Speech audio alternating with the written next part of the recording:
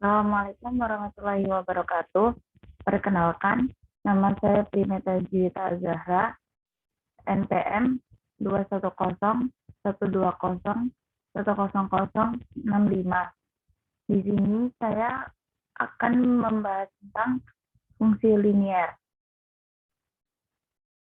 Yang pertama ada keseimbangan pasar. Keseimbangan pasar adalah sebuah kondisi ketika terjadi keseimbangan antara jumlah produk yang diminta maupun yang ditawarkan dalam harga tertentu. Hal ini terjadi ketika permintaan dan penawaran sama, dan jika digambarkan menjadi kurva akan menjadi seperti ini. Kondisi ini terjadi jika penawaran dan permintaan berpotongan dan akan membuat suatu titik perpotongan di sini yang disebut equilibrium. Contoh kasus 1. Fungsi permintaan suatu barang ditunjukkan dengan persamaan QD sama dengan 120 min 2P. Sedangkan fungsi penawaran ditunjukkan dengan persamaan QS sama dengan min 80 plus 4P. Berapa harga dan kuantitas keseimbangan di pasar, dan buatlah kurva equilibrium. Jawabannya adalah QD sama dengan QS. Lalu kita masukkan QD dan QS ke bagian masing-masing, yaitu 120 dikurangi 2P sama dengan min 80 tambah 4P. Lalu hasilnya akan ketemu P sama dengan 30. Setelah itu P akan kita masukkan ke dalam QD, yaitu 120 dikurangi 2 kali 30, QD akan ketemu 60. Jadi equilibrium terjadi jika harga 30 dan jumlah barang 60. Lalu kita akan membuat kurva equilibriumnya. Kurva permintaan jika P sama dengan 0, QD sama dengan 12. Kurva penawaran jika Q sama dengan 0, min 80 plus 4P. Nanti P akan ketemu jadi 20. Dan jika digambarkan akan seperti ini.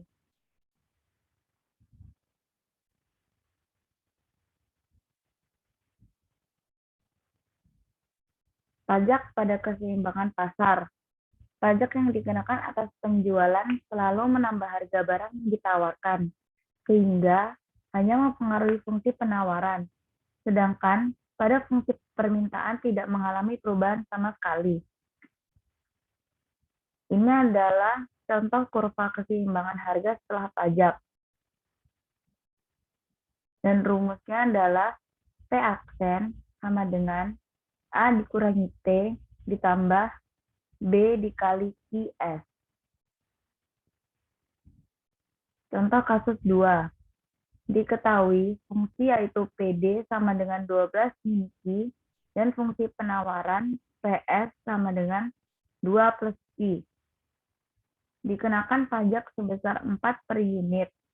Tentukan pajak yang diterima pemerintah, produsen, dan konsumen, dan gambarkan grafiknya. Pertama-tama, kita akan mencari sebelum pajak, yaitu kita memasukkan PD sama dengan PS. Kita masukkan 12 dikurangi Q sama dengan 2 plus Q, dan nanti hasilnya akan ketemu Q sama dengan 5. Lalu kita mencari PD dan PS-nya, dan ketemu 7.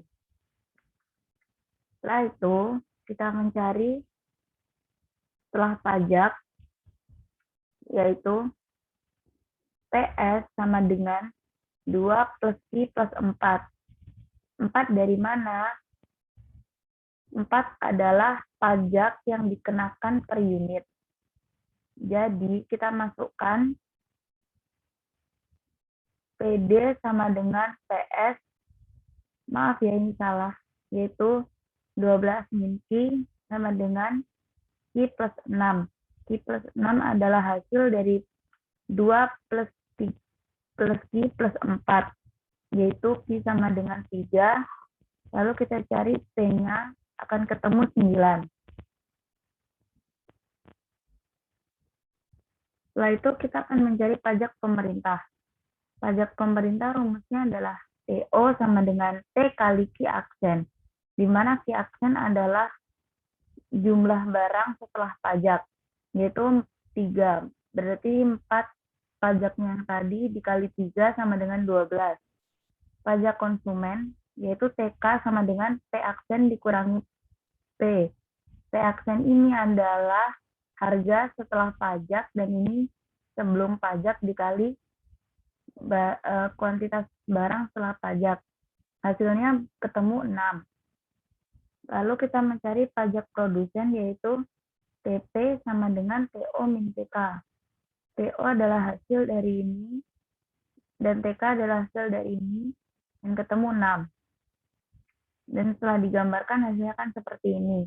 E1 adalah kurva sebelum pajak, dan setelah dikenakan pajak akan naik menjadi ini, E2. Lalu subsidi pada keseimbangan pasar adalah bantuan yang diberikan pemerintah kepada produsen terhadap produk yang dihasilkan atau yang dipasarkan, sehingga harga yang berlaku di pasar lebih rendah sesuai dengan keinginan pemerintah dan daya beli masyarakat meningkat. Ini adalah salah satu contoh kurva subsidi, dan rumusnya P aksen sama dengan A min S ditambah B dikali QS. Contoh kasus 3, diketahui fungsi permintaan yaitu QD sama dengan 12 min 2P dan fungsi penawaran QS sama dengan min 4 plus 2P mendapatkan subsidi sebesar 2 per unit. Tentukan subsidi yang diterima pemerintah, produsen, dan konsumen, dan gambarkan grafiknya.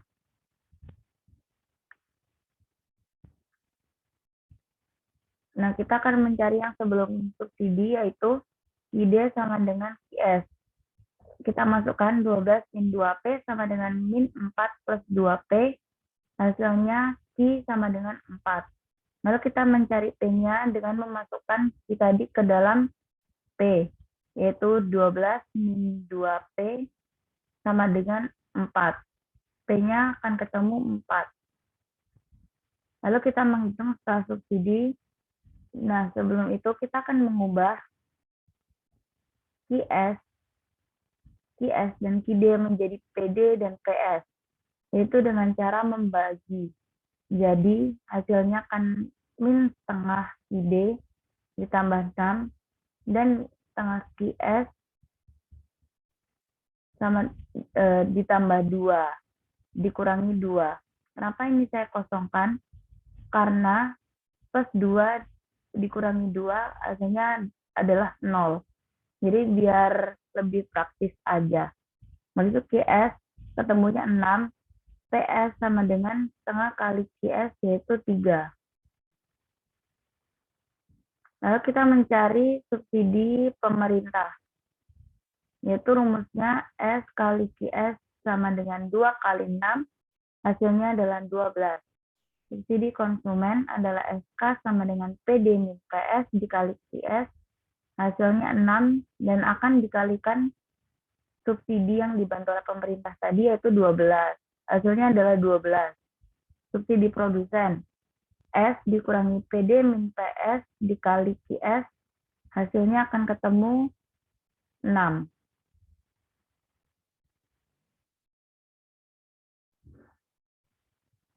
Lalu yang keempat adalah surplus konsumen, adalah perbedaan antara jumlah maksimum yang bersedia dibayar konsumen untuk suatu produk dan harga pasarnya. Rumusnya adalah CS sama dengan T maksimum dikurangi T real dikali Q real dibagi 2. Atau sama aja seperti kita mencari luas G3, yaitu setengah kali alas kali tinggi. Di sini P max adalah harga maksimal. Di sini P real adalah harga real. Di sini Q real adalah jumlah barang hasil. Dan ini contoh grafik surplus konsumen, di mana segitiga ini adalah jumlah banyaknya surplus konsumen. Contoh kasus 4. Diketahui fungsi permintaan dari suatu produk adalah PD sama dengan 150 min 5Q, di mana P adalah harga per unit produk dan Q adalah jumlah produk. Yang ditanyakan adalah A. Hitunglah besar surplus konsumen jika harga pasarnya 60 per unit. Yang B. Jika harganya turun dari 60 menjadi 30, berapa surplus konsumen yang baru? Kita jawab yang A dulu. Yang A, kita akan mencari titik potong sumbu Q dan ibaratkan P sama dengan 0. Lalu akan ketemu titik potong Q adalah 30. Lalu kita mencari titik potong sumbu P. Jika Q kita ibaratkan 0, P akan ketemu 150. Lalu kita masukkan D yang diketahui di sini, yaitu 60, pada ini, PD yang diketahui. Jadi 60 sama dengan 150 min 5Q, akan ketemu Q sama dengan 18. Setelah itu, kita akan mencari surplus konsumennya dengan cara rumus tadi, CS sama dengan, ini tadi Q realnya, ini P realnya, ini P maksimum, dan ini dikurangi P realnya. Hasilnya adalah 810 untuk jawaban A. Untuk jawaban B, kita langsung masukkan aja P30, karena ini yang diketahui 30, dari 60 menjadi 30. Lalu kita masukkan sama seperti yang jawaban A. Jadi hasilnya 24 untuk jawaban yang B. Lalu surplus konsumennya adalah 1440. Lalu yang terakhir ada surplus produsen. Adalah selisih antara harga terendah di mana produsen siap untuk menjual barang dan jumlah sebenarnya untuk menjual barang tersebut. Ini adalah contoh kurva surplus produsen. Nah, surplus produsen itu kurvanya miring ke atas. Jadi bedanya sama surplus konsumen itu miring ke bawah kayak gini. Nah, di sini surplus produsennya. Rumusnya adalah CP sama dengan P minimum dikurangi P real dikali Q real bagi 2. Sama seperti kita mencari luas segitiga, yaitu setengah kali A kali T bagi 2. Setengah kali A kali T ya. Nah, ini P minimumnya adalah harga minimal, P realnya adalah harga real, Q realnya sama dengan jumlah barang real. Contoh kasus 5. Diketahui fungsi penawaran dari suatu produk adalah PS sama dengan 20 plus 5Q, di mana P adalah harga per unit dan Q adalah jumlah produknya. Yang ditanyakan, A. Hitunglah besarnya surplus produsen jika harga pasarnya 50, dan yang B. Jika harga pasarnya naik dari 50 menjadi 80 per unit, hitunglah surplus produsen yang baru. Nah, seperti yang tadi, kita akan mencari titik potong sumbu P. Jika Q kita ibaratkan 0, P akan ketemu menjadi 20. Langsung kita masukkan P sama dengan 50, karena di sini 50. 50 sama dengan 20 plus 5Q, Q akan ketemu 6. Lalu kita cari surplus produsennya, yaitu 50 kurangi 20 dikali 6 dibagi 2, hasilnya akan ketemu 90. Jawaban B, P-nya 80. Langsung kita masukkan ke sini. Jadi 80 sama dengan 20 plus 5Q, dan hasilnya Q sama dengan 12. Surplus produsennya adalah PS sama dengan 80 min 20 dikali 12 dibagi 2, hasilnya adalah 360. Nah, yang ini adalah gambar kurva surplus konsumen dan produsen pada kasus 4 dan 5. Nah, jadi kita gambarkan seperti ini. Ini CS1, surplus konsumen 1 yang tadi kita cari, yang A pada kasus 4, dan ini yang kedua, yang B. Ini pada kasus 5, ini yang A, ini yang B. Terima kasih. Cukup sekian penjelasan dari saya. Ada kurang lebihnya mohon maaf. Bila ada kesalah kata dan salah perbuatan, saya mohon maaf. Sekian dari saya. Wassalamualaikum warahmatullahi wabarakatuh.